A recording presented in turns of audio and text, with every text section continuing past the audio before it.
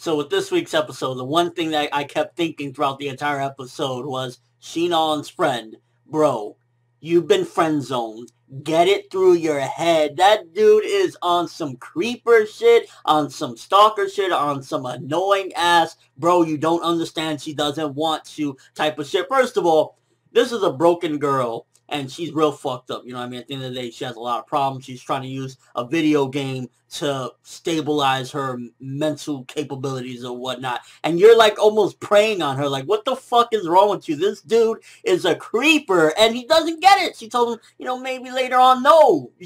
She doesn't want you. Get it through your fucking head. And then, like, he's bringing that shit into the game, still thinking about it, like, you know, well, I'm going to keep you to your word, but I can trust you. Like, shut the fuck up!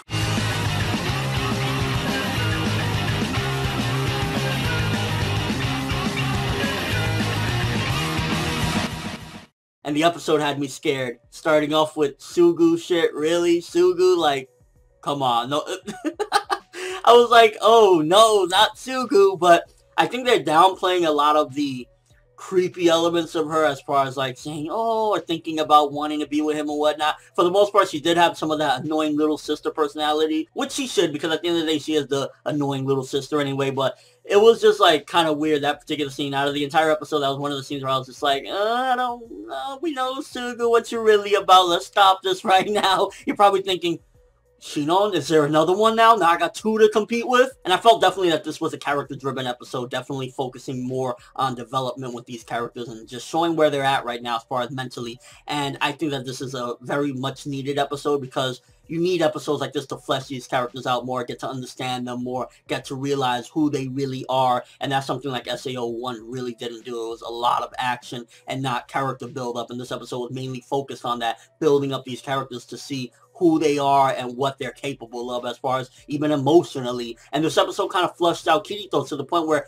he's really similar to Sinon if you really look at it closely, as far as like he's fucked up mentally. We've seen little moments here or there that was like, oh shit, but like this episode when he breaks down telling the nurse, you know, should I be forgiven, and you know, just kind of saying that he forgot people's faces that he's killed and whatnot. You can see he really is messed up. This is truthfully Kirito at his worst and what Kirito feels a lot of the time, and it's really all coming crashing down on him. And I like that it kind of gave a real world aspect as well, kind of how somebody would feel like post-traumatic stress disorder or whatnot, like him just being all fucked up, like damn, you know, this really affected him. And that's good. That kind of shows that the events of SAO1 weren't just a bag of air. They really took a toll on him. And ultimately, this episode definitely was a really good character episode. It really just showed who they are. Not always you need the action. Sometimes you need these episodes so that you can appreciate the characters more later on. And I like as well that it kind of makes it so that Kirito isn't necessarily going to be like Superman to Sinon, because he's just as much messed up as she is, because, you know, he's dealing with having to come to grips with, I fucking killed people. I didn't even have to kill some of them, but I did it out of revenge.